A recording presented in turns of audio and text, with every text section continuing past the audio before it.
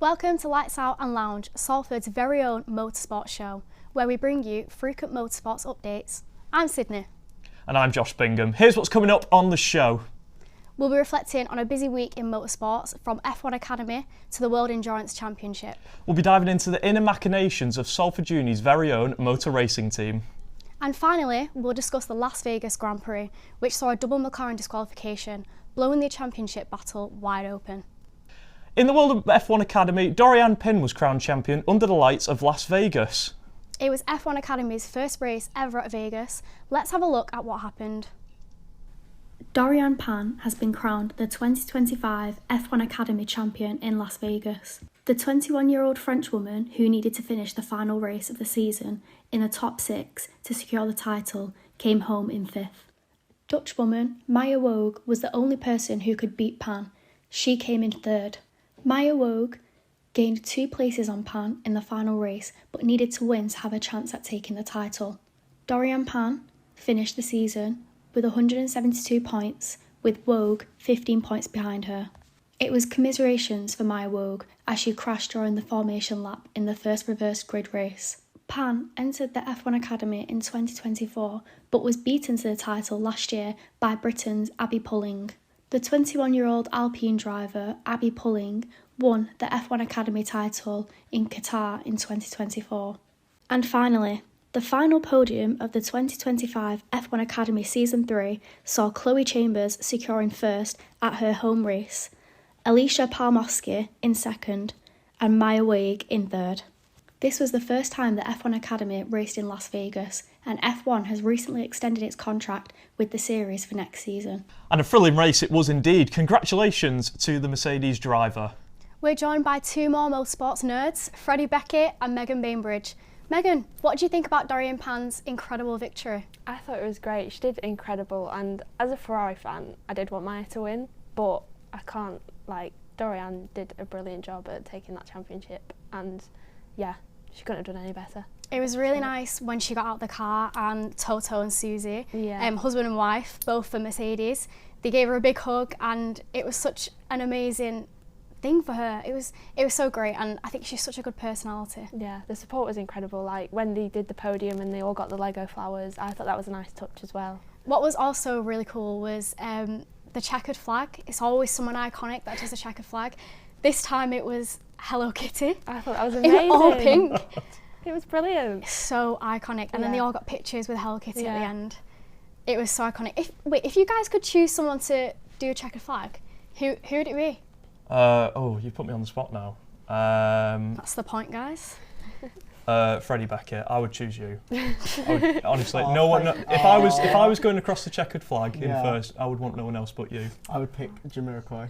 Oh, thanks, amazing. I'll pick Josh Bingham. I'll just see myself out. Do you want me to just get up and I'll leave? pick Josh Bingham. Yeah, that's fine. He's literally getting the presenter kicked out.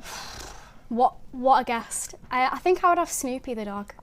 That's a great choice. He's really calm. Yeah. Yeah. I mean, if we're doing cartoon characters, I feel like Garfield would be a great choice as well. Oh, yes. I think that would be really good as well. Yeah.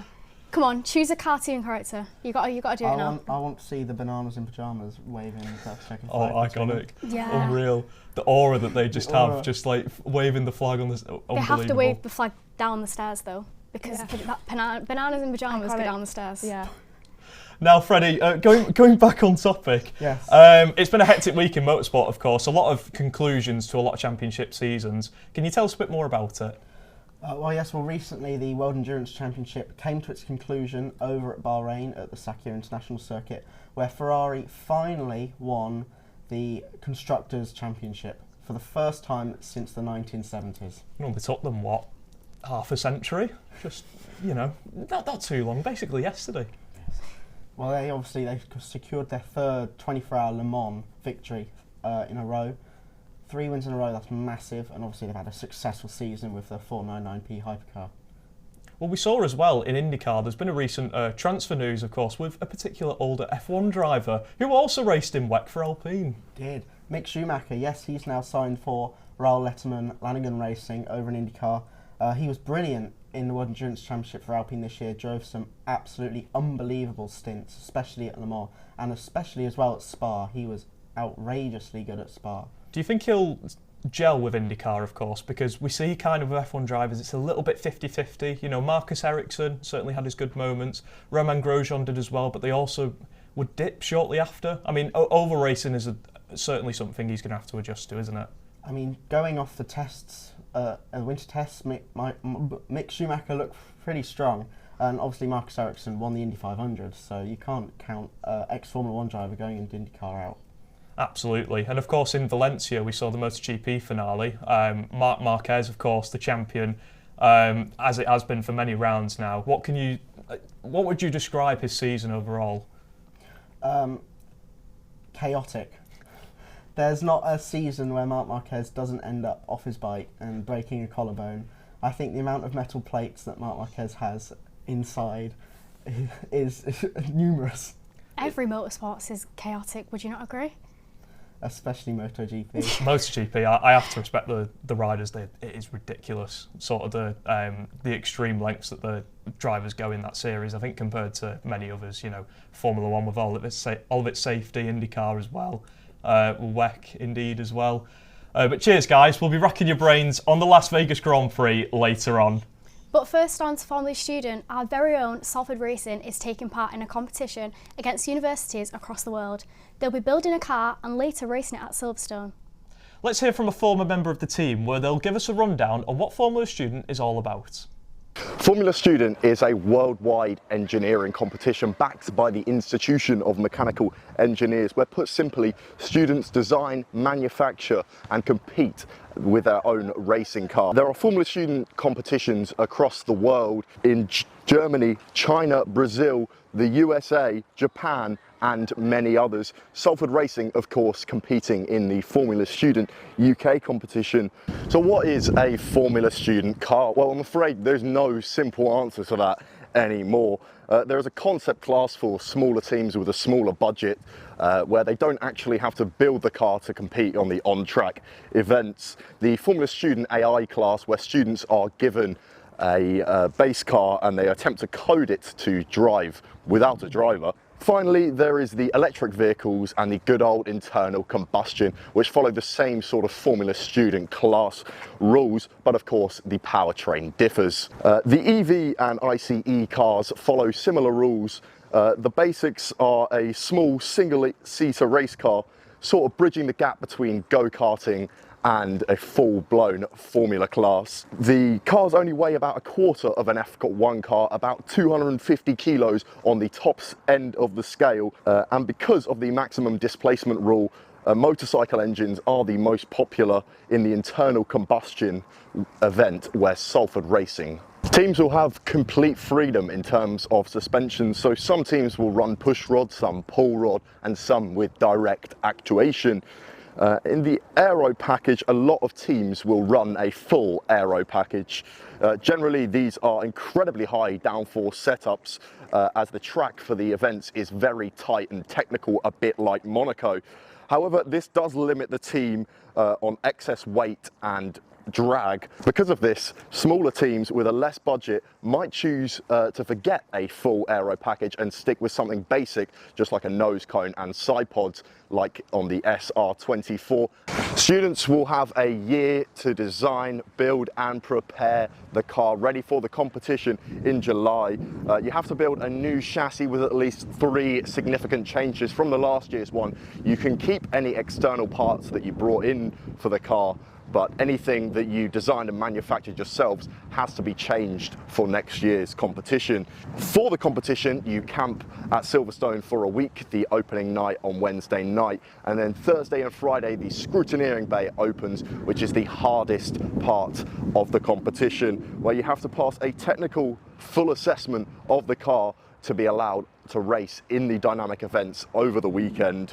You will then have to compete in a business and cost and design presentations. The business presentation, a bit like Dragon's Den, attempting to sell the car hypothetically to a mass market, and cost and design justifying all of your cost and design and why you made it. Once that is out of the way, it is the dynamic events over the weekend, starting Saturday morning, the skid pad and acceleration test. The acceleration, a 75-meter drag strip to test your acceleration, and then for skid pad it's a figure of 8 on a car park to test the handling of your car. Then it's 2 sprint events on Saturday afternoon, which is 2 laps of the track, and Sunday is the endurance, which has the most points on offer in the competition, 28 laps of the same course to test the car's reliability. Salford Racing offers fantastic opportunities to experience a small-scale racing team, so whether you're interested in the engineering, business or media side of motorsport, Salford Racing will have a role for you. We are now joined by Salford Racing Media Team Lead, Oliver Cubbin. Hi guys. Hey, so you're the media lead, what is it like? It's quite a big role. I'm quite proud of myself, obviously, because I joined last year, came with the team, introduced to everyone, met all the team, and then this year got a whole big new role. So it's quite intimidating, but it's a good challenge as well. So yeah. Must be difficult to kind of manage that in between, managing your own degree and then trying to also consistently push out uploads and onto social media. How are you finding navigating that towards the end of the semester?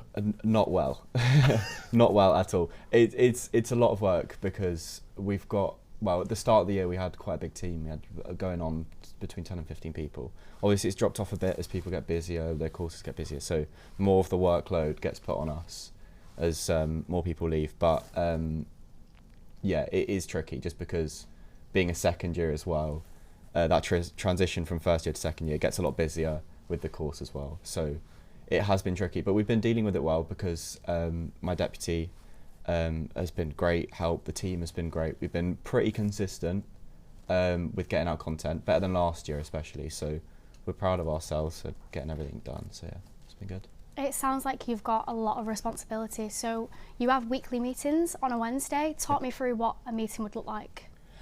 So I'd basically just go through all of the updates. So we'd go through all of our different media, social media channels, so Instagram, LinkedIn, TikTok.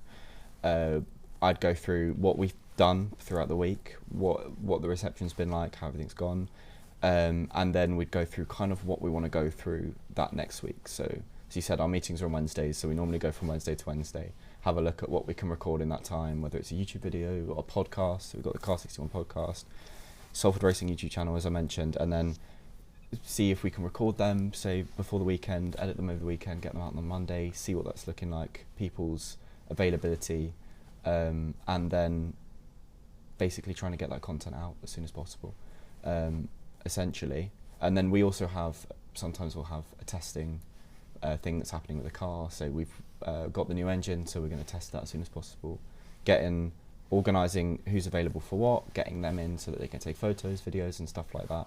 But it's basically just one big organisational meeting, figuring out everything, putting it in, assigning it to people, and then hopefully getting it done.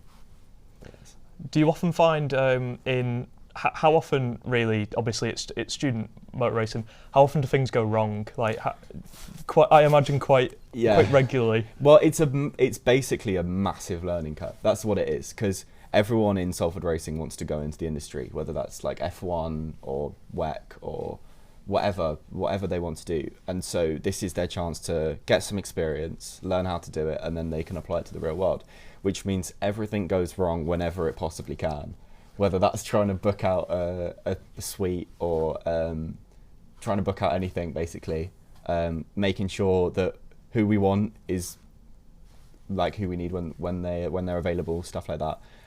And obviously, because everyone's students, everyone's got their own timetables and everything like that. So never anything goes to plan. It's awful.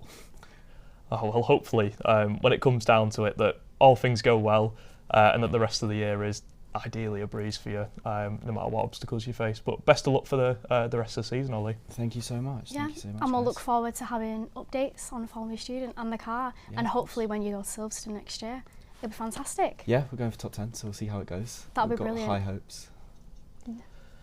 And now the moment you've all waited for, the Las Vegas Grand Prix over the weekend, which has transformed the championship battle. It was a very chaotic race weekend with a double McLaren disqualification and a Red Bull victory for Max Verstappen. Let's take a closer look at this showstopper race. Capital of the world, known for its luxurious hotels, casinos and nightlife. This weekend, the Vegas Strip held the 22nd round of the 2025 Formula One Championship. This is the second longest circuit of 2025. The distance from pole to the turn 1 braking point is 150 metres, which is the third shortest on the calendar. On Friday's free practice 1, we saw the top 3 fastest drivers as Charles Leclerc in first, Alex Albon in second and Yuki Tsunoda in third. In free practice 2, we saw the top 3 fastest drivers as Lando Norris in first, Kimi Antonelli in second and Charles Leclerc in third. Saturday's free practice 3 saw the top 3 fastest drivers as George Russell in first, Max Verstappen in second and Alex Albon in third. Saturday also brought the first ever wet qualifying session in Las Vegas. The track was covered in pouring down rain, bringing an inevitable chaos to Q1, where Ollie Behrman and Alex Albon met the barrier towards the end of the session. It was an early knockout for Red Bull's Yuki Tsunoda, Mercedes' Kimi Antonelli and Ferrari's Lewis Hamilton, starting the Grand Prix dead last. Lando Norris achieved pole position, a potential title-defining lap, with Verstappen in second and Carlos Sainz in third. It was Max Verstappen that dominated the Las Vegas Grand Prix after a double disqualification of both the McLarens. This is because the rearmost skid wear on both cars was below the thickness required in the regulations. This promoted Russell to second and won the Mercedes team a double podium, with Kimi Antonelli inheriting third place. And finally, the cool-down room after the race was replaced by a Lego Cadillac, where Terry Crews took the drivers to the podium ceremony held in front of the famous Vegas fountains. I couldn't believe my eyes when I opened Twitter in the morning and I saw the news on both McLarens. I felt really bad for Kimi Antonelli. He inherited third place, but he didn't get to go in the Lego car. I feel so bad for him. Game's frankly gone, if you ask me. And we're now back with Megan and Freddie. Did you both actually stay up to watch the race? No. I did. I was committed. I was fast asleep. Cheers, Jeff. I mean, I was the same, honestly. I was absolutely the same. Absolutely no way am I getting up that early in the morning. It's way too early, honestly. honestly. I did. Megan stayed up. Alarm, you know, I was there. But we need to talk about, obviously, the elephant in the room, because while it was a great race, most of the action kind of took place after the checkered flag, with both McLarens disqualified due to the barge board, running a little bit too short. We've seen this come up quite a few times. You know, it always happens at least once a year. But how detrimental is this, especially to Lando Norris's title hopes? Well, he's still in the lead, and he really should still be the favourite. But it's really Oscar Piastri who's suffered the most. Now he's level on points with Max Verstappen. Going into Qatar this weekend, it's not looking good. Well, I mean, it was interesting because you turn back the clock, say, about 10 races, and there was at least 100 points separating them, or at least a sizable gap. And now it's just slowly shrunk because Piastri just hasn't been anywhere the last few races. I mean, Megan, what do you think's really going on in the Piastri side of that McLaren garage? I don't really know, to be honest. It's crazy. It's just going to make these last 2 races a lot more tense for both McLaren drivers, because obviously Lando is aiming to win and he's in the lead at the minute. So yeah, we'll just have to see what happens, and obviously you never know what's going to go on, really. I found it very funny that Lando was in the pink Lego car with Terry Crews, celebrating on the podium to then get disqualified, and then Kimi Antonelli gets that third place. I felt really bad for Kimi. As I just said, he didn't get to go in the Lego car. I would be fuming if I didn't get to go in the Lego car. And it was just a disgrace. How was it watching it? Because it was like a big entertainment, a show. It was like a theatre show. Yeah. So much going on. What did you think? I thought it was great. Obviously, Las Vegas is a spectacular race. You know, you expect the best of the best in that race, and you know, to see them in that car, it was amazing. But yeah, I just feel so bad for Kimi, who didn't get to do that celebratory thing at the end. I know. It's such a shame, but oh well. And I mean, if we reflect on Red Bull now, because a few weeks ago, really, Red Bull didn't look in the equation. For Max, it seemed like title number 5 was too far away. Do we think now, could it potentially be the 5th in a row for Verstappen? What do you think, Freddie? Can't count him out. You could never count him out. 4-time champion. He's basically been the class of the field for the whole of this current decade. You can't count him out, and I think he could get it. There's a chance. It's hard to say, isn't it, really, because Norris has been on just this upwards curve of form, because it's very much been peaks and troughs for Lando all year now, where you've seen, you know, he'd have his occasional great moments at the start of the year. You know, he started off so strong in Australia, and then towards the middle of the season, Piastri now comes out as this incredible candidate, and it seems like the roles have switched again. It's really interesting to work out kind of the inner machinations of what's going on at McLaren. But overall, going into Qatar, who do you think is going to be sort of that lead man out of the three? Because I think it's hard to really pick on a track like Losail. Max Verstappen, I think. I think he could get it. I think he can win in Qatar. I think he can lead from the front. But I don't think Lando Norris will qualify badly at all. I think he'll get pole. If not, I think he could get pole. And it's just Max getting him off the line into that long straight at Qatar. I think Max has the determination. We've all seen he's got that determination. Do you think after you've won so many Grand Prix, do you think that kind of high of getting P1, it like de-escalates? I mean, for example, if Ollie Behrman came P1, do you think he'd be great? He'd love it. But do you think, like Lando, for example, getting disqualified, obviously he'd be gutted. But do you think it's get to a point where you've been on the podium that many times, you don't really go on a high? Yeah, I get what you mean, but I suppose winning in each different location's got to be like a different experience every time. Like winning in Las Vegas is like an incredible thing to do because of everything that goes on there. It's all like showbiz and everything like that. So I don't know. I think whilst he has won like a lot, I think each time would be different and achieving for him in different ways. Yeah. Well, sorry guys to take the conversation elsewhere. Megan is a Charles Leclerc super fan, and Charles Leclerc got engaged. He did. What do you think about that? I thought it was incredible. I thought, obviously, his now fiancée Alexandra, she's amazing. Like every race she comes to, like she turns up in amazing outfits, and she's brilliant. And the fact that they've got engaged, it was incredible. I can only imagine what her wedding dress would look like. I know. I'm so excited. Well, I'm more thinking about the dog in the suit. Yeah, I'm hoping he's the one that carries the rings, you know, as you go down the aisle. I think that'd be perfect. That would be so just sweet. absolute Amazing. cinema. Yeah. Oh, little Leo Leclerc.